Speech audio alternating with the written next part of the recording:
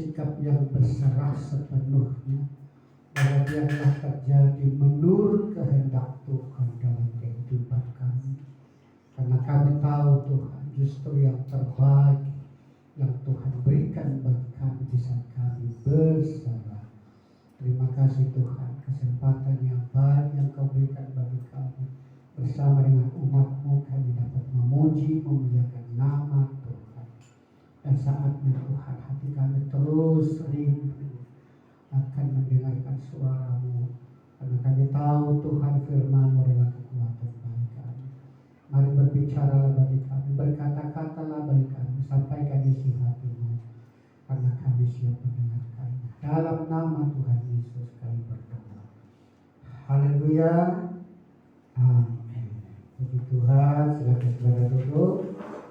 Lalu Bapak Ibu yang kasih Tuhan, saya percaya bahwa kita semua terus bersuka cita. Bahkan di akhir menjelang akhir tahun ini ya, kita terus bersuka cita apapun yang terjadi, bahwa situasi itu tidak menaklukkan, tidak mengalahkan sukacita kita. Baik, berkenan dengan bulan-bulan, minggu-minggu persiapan perayaan Natal kita, saya mengajak kita untuk membuka kitab yang terambil dari Lukas pasal yang kedua, ya. Lukas pasal yang kedua. Kalau di kampung-kampung ini sering diliturgikan ya sama anak-anak ya. Lukas pasal 2 kita baca ayatnya yang ke-11. Lukas pasal 2 ayatnya yang ke-11. Sudah, mari kita baca bersama-sama. 2-3 ya. Hari ini telah lahir bagimu juru selamat, yaitu Kristus Tuhan di kota Daud. Ya. Hari ini ya, itu yang disampaikan oleh para malaikat kepada para gembala, di mana malaikat itu menjumpai para gembala, dan inilah yang disampaikannya kepada para gembala. Hari ini telah lahir bagimu juru selamat, yaitu Kristus Tuhan di kota Daud. Saudara-saudaraku dikasih Tuhan, mayoritas umat Kristen akan merayakan, dan bahkan sebagian sudah ada yang merayakan, tapi sebagian lagi tidak merayakannya dengan bermacam-macam argumentasi, alasan-alasannya. Pada hari ini saya mau sampaikan kepada kita satu kata yang jelas, yang tegas, bahwa kita merayakan sebuah peristiwa dan bukan merayakan tanggal. Nah, kita merayakan peristiwa, bukan merayakan tanggal. Karena ternyata tanggal ini sangat kontroversial ya bagi orang-orang, sampai menganalisa ya, apakah betul tanggal ini, apakah ini ya, habis energi, habis waktu. Tapi saya sampaikan kepada kita bahwa kita bukan merayakan tanggal, melainkan kita merayakan sebuah peristiwa, sebuah kejadian.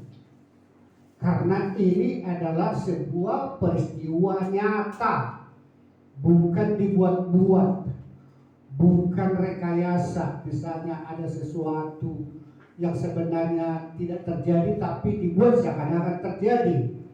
Tapi hal ini saudara dikasih Tuhan, bahwa ini sungguh-sungguh terjadi, sebuah peristiwa nyata. Dan oleh karena itu saudara dikasih Tuhan, dengan dasar iman, itu makanya kita merayakannya. Amin. Kita merayakan peristiwa itu, bukan kita merayakan tanggalnya, harinya. Itu makanya saudara dikasih Tuhan punya dasar orang lain merayakannya bahkan pada awal-awal bulan. Sudah banyak gereja-gereja yang merayakannya sekarang, tidak harus di tanggal 20, 25. Bahkan ada nanti yang merayakannya di bulan Januari, ya. Jadi kenapa kita pusing-pusing di situ? Tapi ternyata ya kita tidak tahu bahwa banyak gereja yang memusingkannya. Namun sekarang saya sampaikan kepada kita bahwa kita merayakan sebuah peristiwa karena para malaikat sudah menyampaikan kabar baik, kabar sukacita kepada para gembala yang barusan kita baca di Lukas 2 ayat 11. Hari ini telah lahir bagimu juru selamat, yaitu Kristus Tuhan di kota Daud. Saudara yang dikasih Tuhan, Allah kita adalah Allah yang sistematis, Allah yang terperinci, terprogram, bukan tiba-tiba, ya, nggak muncul seketika, terheran-heran orang, terkejut, ya ada kejutan-kejutan, tapi sudah dirancangkan sebelumnya bahwa akan lahir seorang putra, ya, dan datang ke muka bumi ini. Coba kita lihat di dalam Yesaya pasal yang ke-7, bagaimana sudah dinubuatkan, gitu ya. Yesaya sudah menubuatkan bahwa akan lahir. Yesaya pasal 7 ayat 14. Jadi Allah kita itu adalah Allah yang terencana. Dia sudah merencanakan, sudah memprogram seluruh perjalanan hidup manusia di muka bumi ini, sudah direncanakan. Ayat 14, mari kita baca bersama-sama. 2-3 ya. Sebab itu Tuhan sendirilah yang akan memberikan kepadamu suatu pertanda. Sesungguhnya seorang perempuan muda mengandung dan akan melahirkan seorang anak laki-laki, dan ia akan menamakan dia Immanuel. Ya, jadi ratusan tahun sebelum malaikat menjumpai Maria, ini sudah dinubuatkan. Jadi Tuhan kita adalah Tuhan yang berencana, ya, sistematis. Enggak tiba-tiba nongol muncul seperti ini, enggak, tapi direncanakan. Bahkan mulai dari kejadian sampai nanti akhirnya sudah dibuat, sudah diprogram. Jadi dalam Yesaya sudah dikatakan seperti itu, bahwa seorang perempuan muda, ya, akan melahirkan seorang anak laki-laki. Dan bagaimana hal itu? Coba kita lihat di dalam Lukas 1 ayat 31. Bagaimana hal itu digenapi. Lukas 1 ayat 31. Apa yang telah dinubuatkan itu sudah digenapi. Ayat 31. Mari baca sama-sama, 2-3 ya. Sesungguhnya engkau akan mengandung dan akan melahirkan seorang anak laki-laki, dan hendaklah engkau menamai dia Yesus. Ya. Jadi yang dinubuatkan oleh saya itu telah digenapi di dalam Lukas pasal 1 ayat 31. Jadi tidak ada yang melenceng, tidak ada yang tiba-tiba tapi sudah diprogram sedemikian. Jadi Allah kita itu Allah yang luar biasa.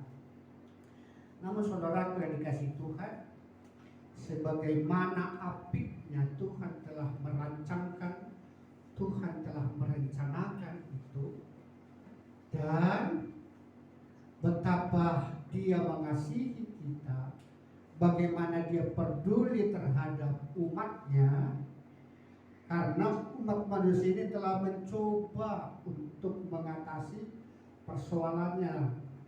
Bagaimanapun manusia itu tahu tentang keberadaannya, bagaimanapun manusia itu tahu tentang dirinya, sehingga di dalam persoalan yang dihadapinya, maka manusia itu selalu berusaha untuk mengatasi persoalannya. Bahwa dosa sudah mencengkeram dunia ini, maka manusia itu berusaha untuk mengatasi. Dan Allah sendiri juga mengutus para nabi-nabinya. Ya, nabi-nabi sudah diutus ke muka bumi ini sebagai persiapan. Ya, jadi nabi-nabi itu, Bapak Ibu Saudara yang dikasihi Tuhan, adalah persiapan sampai kepada Tuhan sendirilah, begitu ya, di dalam Yesaya tadi, Tuhan sendirilah yang datang. Dan puncaknya adalah pada saat seorang anak perempuan muda melahirkan anak laki-laki, dan itulah puncaknya, dan diberi nama Yesus. Jadi setelah itu saudara yang dikasih Tuhan, kalau raja di atas segala raja sudah datang, maka tidak ada lagi utusan-utusan yang berikut. Saya sudah pernah katakan di sini, sebelum presiden pergi ke sebuah negara yang lain, terlebih dahulu dirintis oleh para menteri-menterinya, menteri yang datang ke negara itu, dalam rangka mempersiapkan segala sesuatunya. Rencana seorang kepala negara akan datang ke negara tersebut, dan pada saat sudah dipersiapkan semua, maka dengan waktu yang ditentukan, kepala negara itu ternyata berkunjung ke negara tersebut. Kalau sudah kepala negara bertemu dengan kepala negara, maka tidak ada lagi utusan-utusan yang akan mempersiapkan. Selanjutnya apa? Melaksanakan apa yang telah mereka bicarakan. Dan itulah yang kalau kita lihat, setelah Yesus datang, maka apa perintahnya? Matius 28, apa dikatakan? Pergilah ke seluruh dunia. Jadi ini berlaku kepada semua. Tidak ada lagi utusan setelah raja di atas segala raja datang. Terserah kalau ada keyakinan orang lain. Ya, dan tidak masuk akal. Tidak masuk akal lagi kalau ada lagi nabi setelah raja di atas segala raja sudah datang. Amin. Amin. Dia sendirilah yang datang di dalam Yesaya tadi. Dia menjumpai seorang perempuan. Saudara-saudara kalau dikasih Tuhan, bagaimana sekalipun sebagai manusia kadang-kadang sukar untuk menerima kejadian, sukar menerima realita ini. Inilah sebuah realita. tetapi sangat sukar diterima oleh manusia sampai hari ini, di mana manusia betapa susahnya menerima bahwa Allah yang Maha Kuasa datang ke muka bumi ini menjadi manusia yang sangat terbatas, yang sangat lemah, yang sangat sederhana. Namun saudara dikasih Tuhan, saya mau mengajak supaya kita menyadari siapa kita. Seharusnya manusia itu harus menyadari siapa dirinya. Jangan terlalu banyak dia menggunakan akalnya pada saat dia memikirkan hal yang jauh lebih besar dari kapasitas akalnya. Sehingga kalau orang-orang membahas tentang kealahan itu segala macam, saya kadang-kadang langsung berpikir, bagaimana kita bisa membahas kealahan itu secara detail? Bukankah kita juga menyanyikan pujian apa? Suka-sukamu Tuhan, suka-sukamu Tuhan, suka-sukamu Tuhan, suka-sukamu Tuhan. Ada saatnya kita menarik mundur tentang kecerdasan kita. Pada saat dia sudah berbicara tentang hal ini, kita harus menyadari siapa kita. Di mana dikatakan Allah yang Maha Kuasa itu, yang tidak dapat dibatasi oleh apapun, tetapi dengan kerelaannya dia datang ke muka bumi ini dan lahir melalui seorang perempuan. Kadang-kadang banyak orang yang ingin membela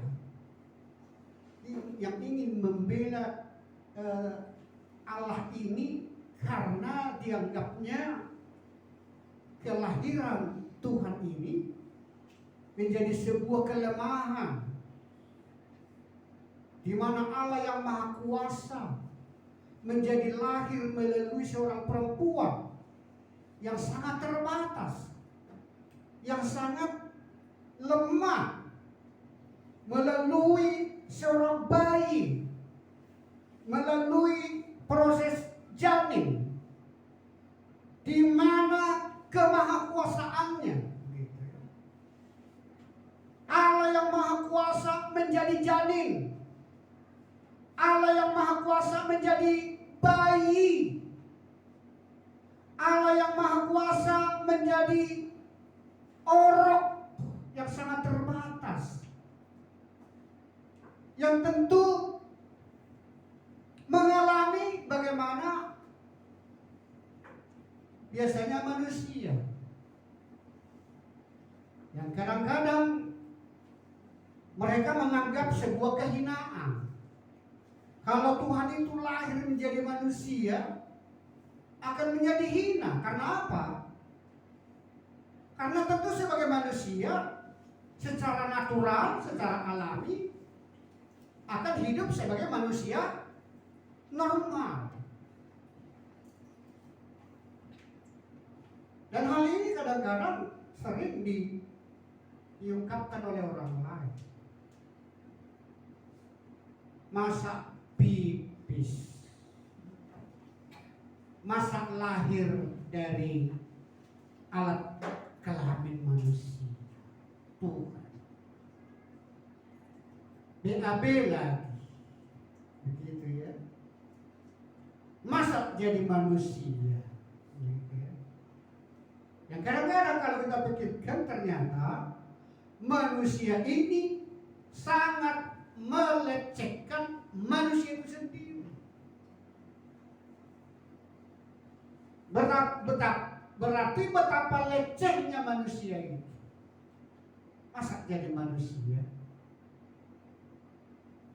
Kadang-kadang manusia ini menganggap lebih terhormat kalau melalui seonggok semak belukar yang menyala dengan api dan api di sana. Mereka lebih percaya.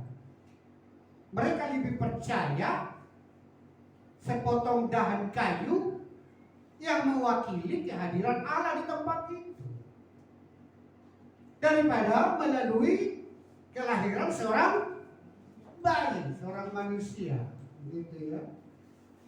Jadi kadang-kadang bagi manusia ini lebih berharga baginya sepotong kayu atau seonggok semak belukar. Karena mereka rata-rata meyakini bahwa itu terjadi pada saat Musa bertemu Tuhan di tempat itu. Tapi pada saat Tuhan datang, ternyata banyak manusia sampai hari ini yang tidak menerimanya. Padahal sudah dikatakan bahwa Allah itu telah menjadi manusia. Yohanes 1 ayat 14. Coba kita lihat Yohanes 1 ayat 14.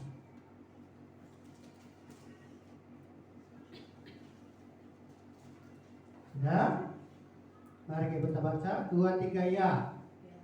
Firman itu telah menjadi manusia dan diam di antara kita, dan kita telah melihat kemuliaannya, yaitu kemuliaan yang diberikannya sebagai anak tunggal Bapa, penuh kasih karunia dan kebenaran. Firman sudah menjadi manusia, dan firman inilah yang dikandung oleh Maria, oleh Roh Kudus, dikandung oleh Maria. Sekarang pertanyaannya, apakah Maria mengalami kehamilan secara normal? Ada minggu ke-1, ada minggu ke-2,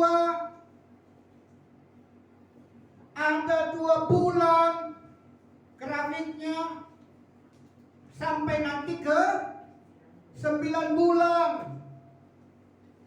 Banyak orang yang tidak menerima hal ini. Lebih mau mereka tiba-tiba lahir begitu saja.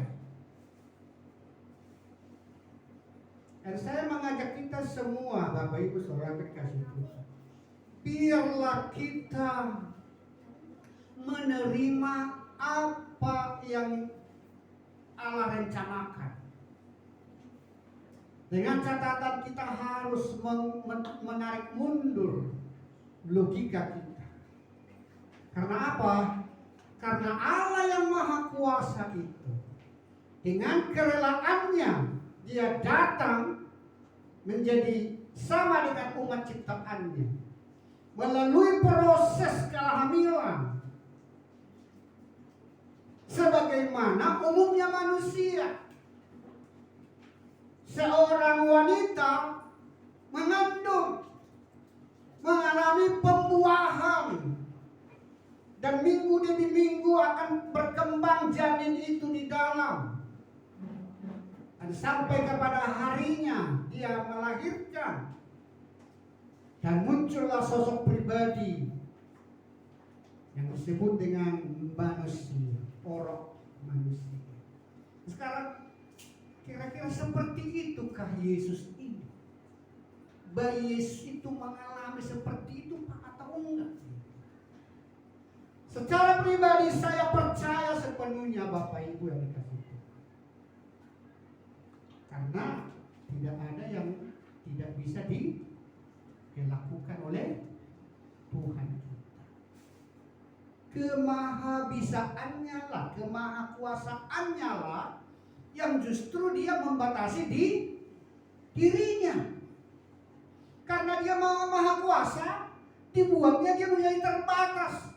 Karena dia maha kuasa, dibuatnya dia menjadi bayi. Ya tentu mengalami proses sebagaimana bayi secara alami. Ada pembuahan,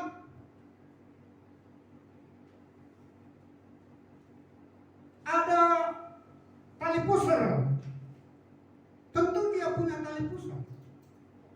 yang terhubung kepada ibunya Maria.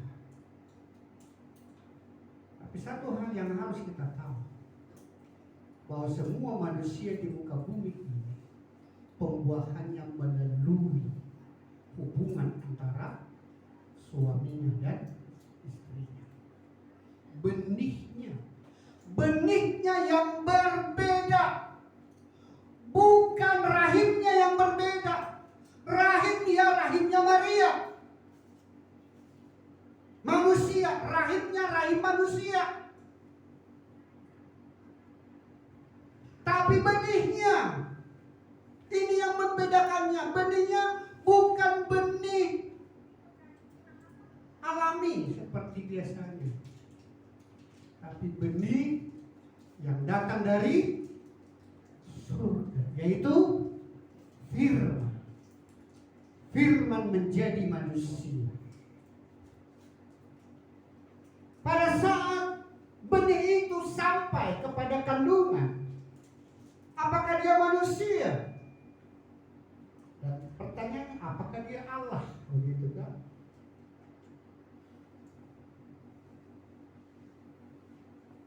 Saya buat ilustrasi satu biji kacang kedelai misalnya, biji kacang, lalu dimasukkan ke tanah. Tanah adalah rahim, ya. Tanah adalah rahim. Benih adalah biji kedelai, ditanam ke rahim bumi dan melalui proses.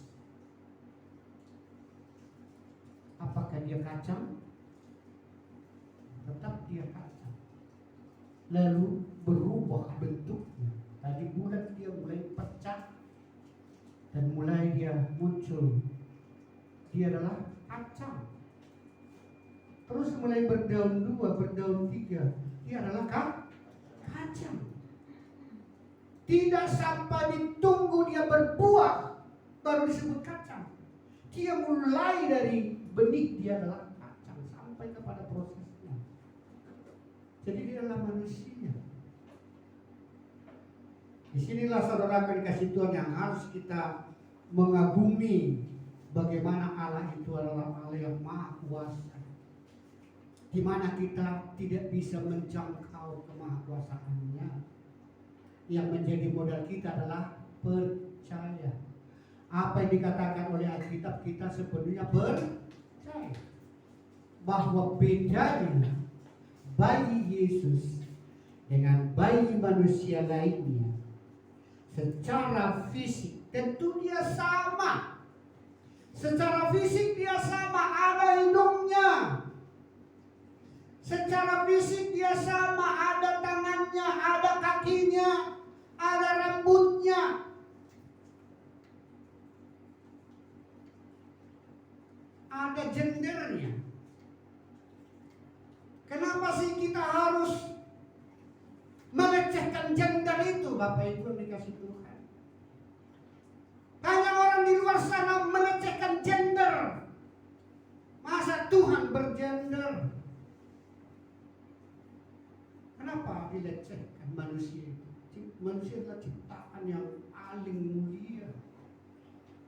Oleh karena itu mari kita hormati manusia itu. Jangan gampang kita memenggal leher manusia itu. Harus kita mengasihi dia.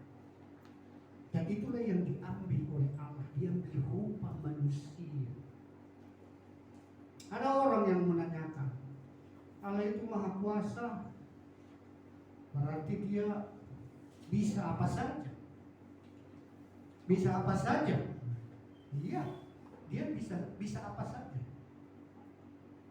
Tapi tentu dia tidak mau apa saja. Amin. Amin. Dia bisa apa saja.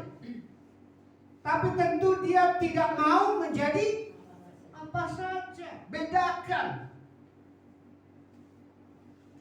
Allah bisa menjadi manusia dan mau menjadi manusia. Sudah dilakukannya. Allah bisa menjadi monyet Tapi apakah dia mau jadi monyet? Tidak. Gak mau dia jadi monyet. Buat apa? Gak ada artinya. Jangan dicampur baur antara kebisaannya dengan kemauannya. Dia bisa menjadi apa saja, tapi tentu tidak mau menjadi apa saja. Dia menjadi manusia karena ada visi misinya. Dia mau menyelamatkan umat manusia. Kalau dikasih Tuhan, bahwa dikatakan dia adalah benih ilahi, firman yang menjadi manusia, yang dikandung oleh darah Maria. Karena ini saudara dikasih Tuhan, kalau kita kaitkan ya, benih, ada berapa tanah? Benih itu ada berapa kategori tanah itu? Ada tanah berbatu-batu, tiga apa empat? Ada tanah ada pinggir jalan ya, batu di pinggir jalan, ada tanah berbatu, ada tanah berduri, baru ada tanah yang subur. Benih tidak asal ditanam.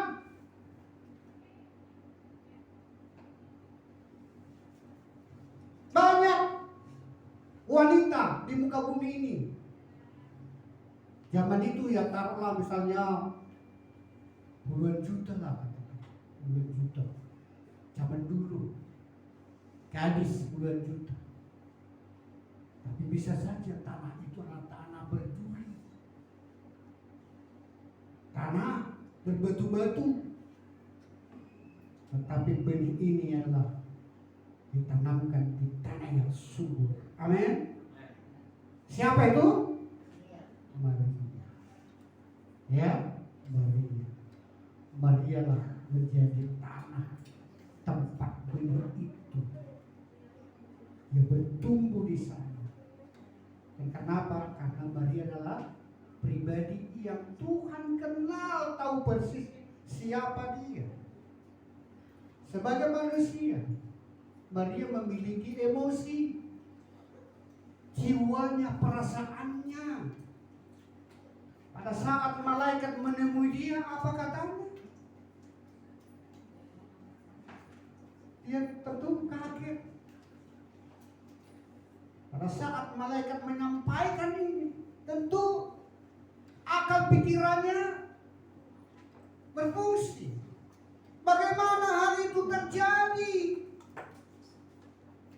Dia berpikir secara alami, sebagaimana umumnya manusia. Aku kan belum memiliki suami.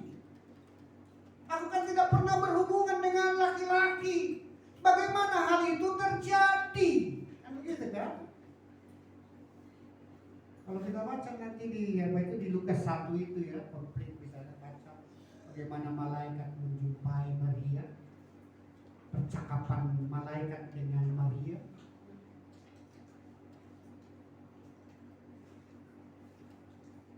Jadi akalnya dia bisa, satu saat dia bisa dia gunakan. Sama seperti kita juga harus kita gunakan akal kita, kecerdasan kita. Jangan mati akal kita, harus cerdas. Tapi ada saatnya kecerdasan kita sudah mengalami apa ini namanya? Mentok istilahnya, nggak sanggup lagi. Iya, ada batasnya. Kalau sudah batasnya ya, iman kita seperti kealahan itu ada batasnya. Tuhan Yesus di sebelah kanan, gitu kan? Tuhan ada di dalam kita. Kita ada di dalam Dia. Ada batasnya. Bapa mengutus anak. Jika kamu melihat aku, kamu sudah melihat Bapa. Karena Bapa dengan aku satu. Aku ada di dalam Bapa, Bapa ada di dalam aku. Dialah yang mengutus aku. Ada orang mengatakan berarti Yesus itu hanya sebatas utusan. Dan hari ini bisa akan saya sampaikan kepada kita barangkali. Pernahkah seseorang mengutus dirinya? Ini saya dengar di dalam perdebatan kayak nggak muncul ini, nggak muncul. Kadang-kadang saya bisa jadi kesal kadang-kadang mendengar. Pernahkah seseorang mengutus dirinya? Pernah? Bahkan mungkin saya pernah mengutus diri saya.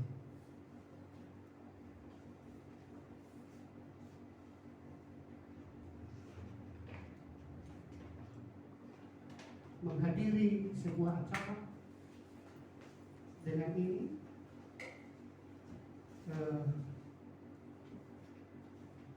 nama si ini akan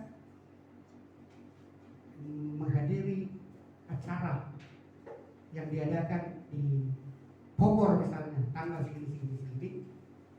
Saya tuliskan nama saya. Lalu kan harus resmi kan? Harus resmi. Maka gembala sidang adalah nama saya. Saya mengutus saya atas nama gereja. Mengapa susah-susah? Mengapa susah-susah para apologet ini menjawab seperti ini? Kadang-kadang saya bingung. Kadang-kadang saya kesal. Kok nggak bisa mereka jawab seperti ini? Karena mereka memakai seperti Yesus itu hanya sebagai, mana mungkin Tuhan mengutus dirinya. Mengapa seseorang mengutus dirinya? Karena apa? Karena tidak ada lagi yang bisa mengutus dia. Hanya dia yang mengutus dia. Berarti Yesus mengutus dia. Tidak ada lagi yang mengutusnya. Bahkan di tengah-tengah kehidupan sehari-hari pun sering hal itu terjadi. Menjadi peserta seminar yang diadakan oleh Sinode. Dengan ini kami utus nama. Ya, saya tulis nama saya Yunus Batubara. Umur kalau perlu, alamatnya. Sudah? Baru ditandatangani di bawah. Yang menandatangani adalah saya sendiri. Saya mengutus saya. Jadi dalam apalagi itu diperlukan kecerdasan juga. Ya, dia datang ke muka bumi ini dan tidak ada lagi yang menyusul setelah dia. Amin. Amin. Oleh karena itu, saudara-saudara perlu tahu bahwa tidak ada lagi setelah dia. Kalau ada yang lain ya saling menghormati saja. Atau harus terpisah supaya tidak ada yang palsu. Kalau saling terpisah ada yang palsu? Nggak ada. Rupiah dengan yen tidak ada yang palsu. Amin. Amin. Rupiah dengan yuan tidak ada yang palsu. Melainkan berbeda. Rupiah dengan yuan berbeda. Tapi sama-sama rupiah 100.000. Bisa ada yang palsu? Bisa. Sama. Nabi pun sama seperti itu.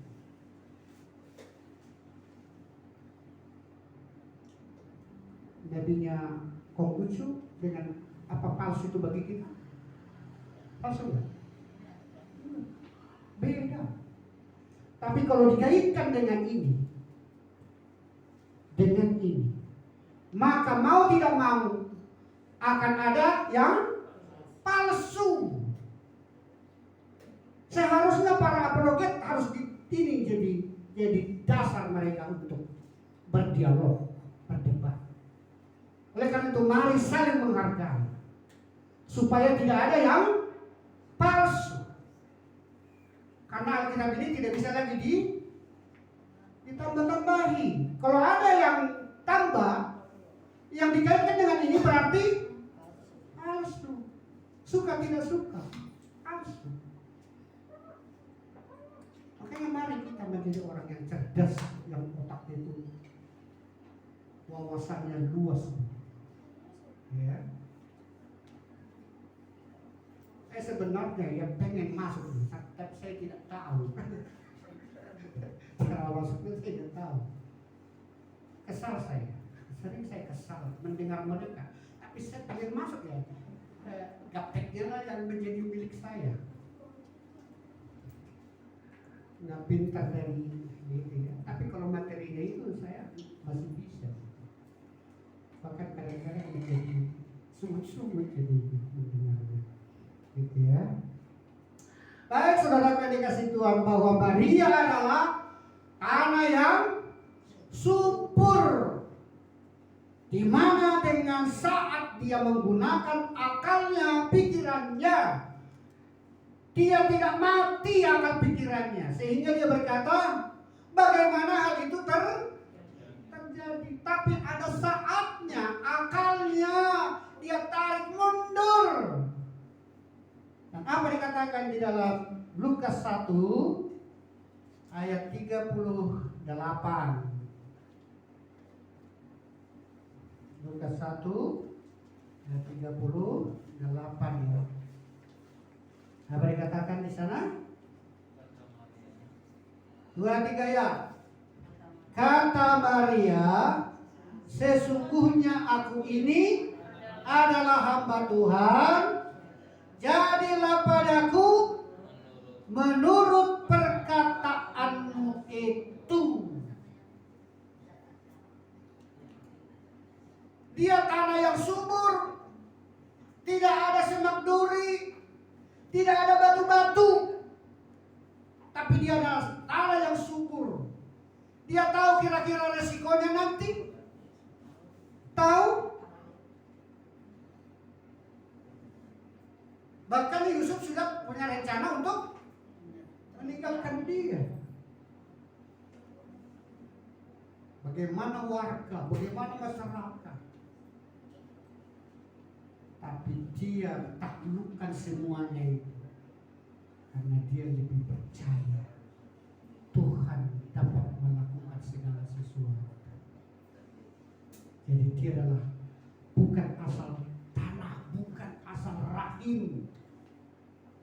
Rahimnya adalah rahim manusia. Tapi yang dikandungnya itu adalah Allah yang maha kuasa. Jadi pada saat Yesus jadi manusia, sifat ini tentu dimiliki dua-duanya. Kemahakuasaannya ada, tapi dia batasi sekarang. Dibatasi oleh fisiknya. Makanya selalu saya berkata di sini, kita adalah roh yang mempunyai tubuh dan memiliki sarang. Pakaian bumi. Saya katakan pakaian bumi. Yang satu saat ini akan menjadi hancur, busuk, dikubur di grow. Satu saat ini dikubur di sana.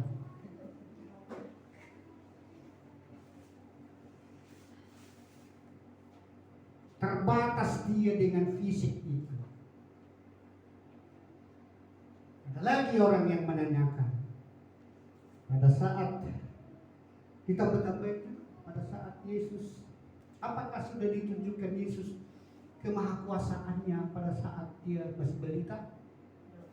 Alkitab tidak menjelaskan. Ya di sana, oke silakan aja. Di sana dikatakan apa? Bikin buru-buru. Lalu langsung bisa? Nggak tahu langsung punya gigi kan?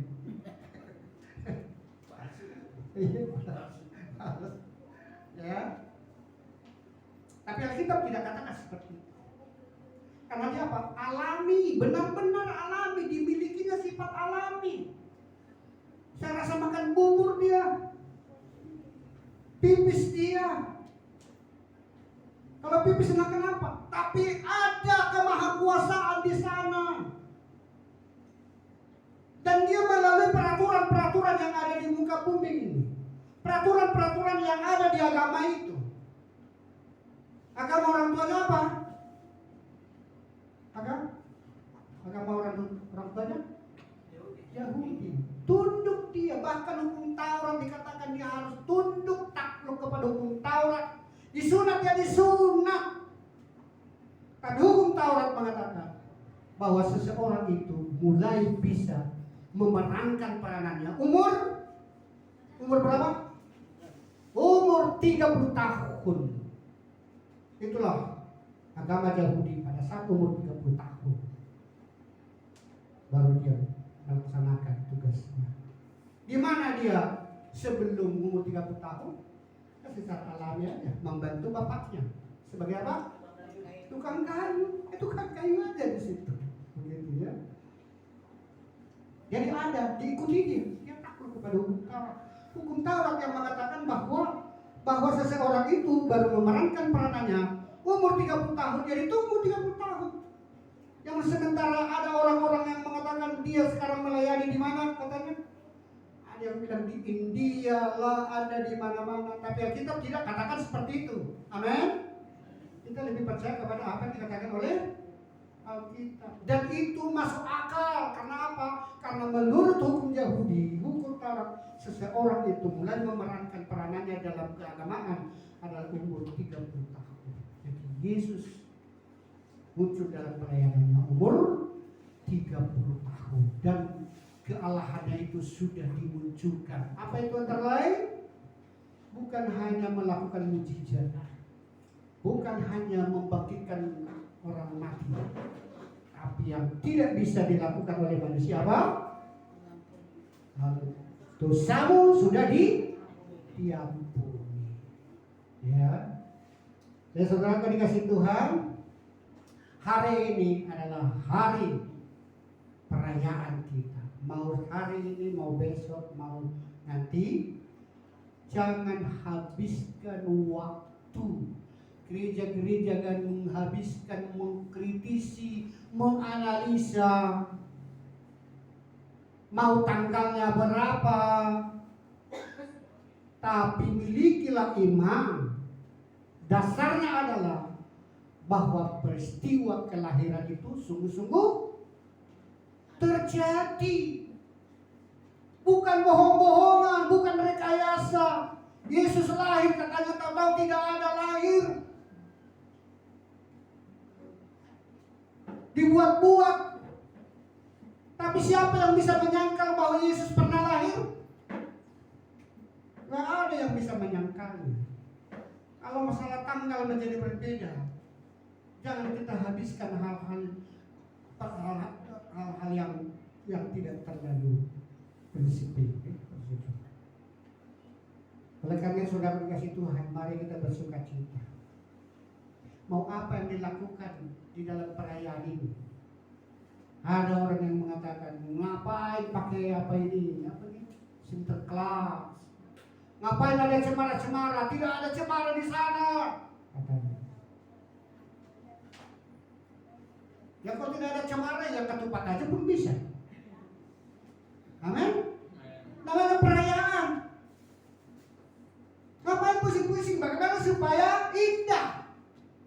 Emang ada bentuk seperti ini zaman dulu? Ada enggak? Enggak ada. Tapi apa salah kita bikin sekarang seperti ini? Ya bikin seindah mungkin, supaya gembira, anak-anak senang, anak-anak ceria, anak-anak nyanyi, beli aksesoris bagus-bagus. Ngapain kita berpenampilan sederhana mungkin, jelek seperti itu? Ya dandanlah. Dan dandanilah pohon Natal, dandanilah anak-anak. Kalau ada kereta-kereta kudaan, tapi jangan itu hanya sebatas aksesoris. Jangan kita beriman ke situ. Ada lonceng-lonceng lagi, ada bola-bola, ya. Nggak ada bola-bola, ada boneka-boneka, ibu kembang bikin boneka-boneka di sana. Pokoknya indah. Jadi mari gereja jangan terlalu habiskan energi pikirkan, oh tanggalnya enggak seperti ini. Setahu saya ada gereja yang tidak bisa merayakan perayaan ini sebelum tanggal 24. Itu salah mereka. Tapi buat kita, buat gereja kita di sini, kita mau rayakan kapan saja bisa. Amin. Amin. Karena kita bukan merayakan tanggal bulan, tapi kita merayakan peristiwa kelahiran Yesus Kristus yang datang ke muka bumi, turun menjadi manusia untuk menebus saudara dan saya. Amin. Mari tundukkan kepala. Kami bersyukur, kami terima kasih Tuhan. Firman-Mu menguatkan kami sehingga kami tidak ragu dan tidak bimbang akan menentukan sikap kami. Kami tidak mau menghabiskan waktu, pikiran, energi kami kepada hal-hal yang tidak berguna. Tapi kami mau kembangkan dan seterusnya percaya bahwa Tuhan telah datang ke muka bumi ini, dan atas sukacita kami, maka kami akan merayakannya. Kami tidak sangat terbatas tergantung dengan tanggal yang pasti. Tapi satu hal yang kami tahu, bahwa Yesus pernah lahir ke muka bumi ini, lahir menjadi seorang manusia, seorang bayi yang secara fisik sangat terbatas. Tapi kami imani bahwa di dalam dirinya kemahakuasaan itu tetap senantiasa menyertai dia. Dan kami tahu setelah genap waktu, maka di dalam pelayanan Yesus hal yang luar biasa terjadi. Yang timpang dapat berjalan, yang buta dapat melihat, yang tuli dapat mendengar, dan bahkan yang mati dihidupkan.